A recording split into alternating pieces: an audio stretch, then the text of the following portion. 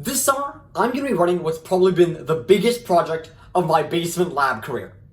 But unfortunately, it's also going to be the last project I run before I head off to university. So I need to get down to work. Hey, I'm Leon, and I'm once again experimenting with microalgae. I'm at the point where I'm considering what the last project in my basement lab is going to be, at least in its current form. I'm heading off to university in late September, so I probably have time for one big project between now and then.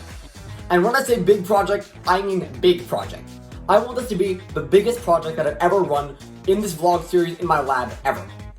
So I'm going to take you through the thought process I've been working with since I started thinking about some of the ideas for this massive final project.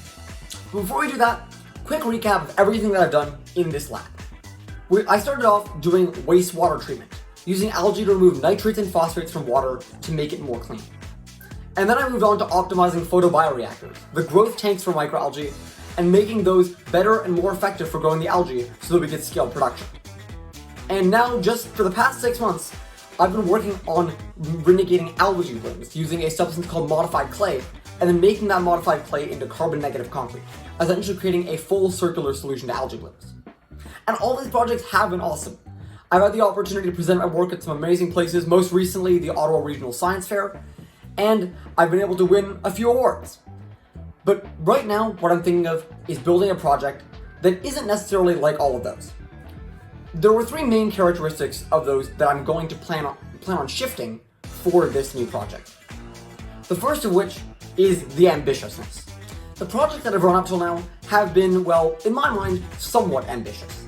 They've had a mid-level of ambitiousness because I wasn't sure if I'd be able to achieve what I wanted to achieve before the next competition deadline. But this time, I have no deadlines. Well, I have the deadline by the end of the summer, but I don't have anything that's really holding me to anything specific. So for this one, I want to absolutely shoot for the stars. If it doesn't work, it doesn't work. But I want to go for something that is way off the charts in terms of ambition and creativity level. Now that said, it still has to be theoretically viable. Obviously, I can't take my algae and turn them into a robot or something like that. That's not going to happen. It does still need to be something that could be viable, but just on the cusp of theoretical viability. Ideally, it's something that no one has ever done before. Now, the last change is probably the biggest one, and that has to do with the problem-solving aspect. The reason I started this lab was because I wanted to get hands-on experience building prototypes to major global problems. And I got quite a lot of that. Wastewater treatment, algae blooms, even the bioreactor stuff, those were all major global problems that I developed quick solutions for that I was able to test within 6 months.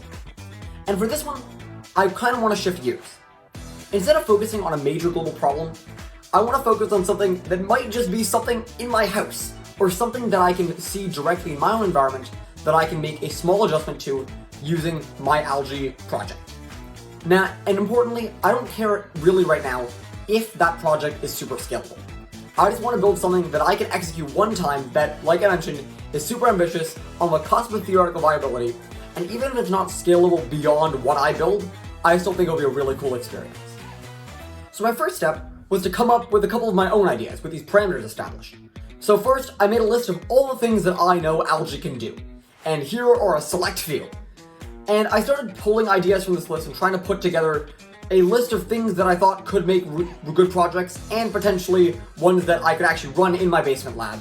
Some things like vitamin production or biofuel production are a bit out of scope just because of all the processing that needs to be done to the algae that I just don't have the equipment for.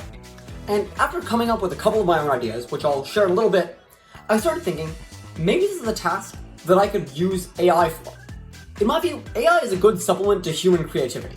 Not a replacement, but at least it can help me generate some ideas. So I threw in my parameters, the 4 things that I come up with, into ChatGPT, and I said, generate me some projects. And I wasn't expecting a whole lot, to be honest. In my experience, AI isn't the most creative. It can help you think through ideas and stuff, but I didn't expect it to come with some great ideas. But I'm glad to say that I was pretty wrong.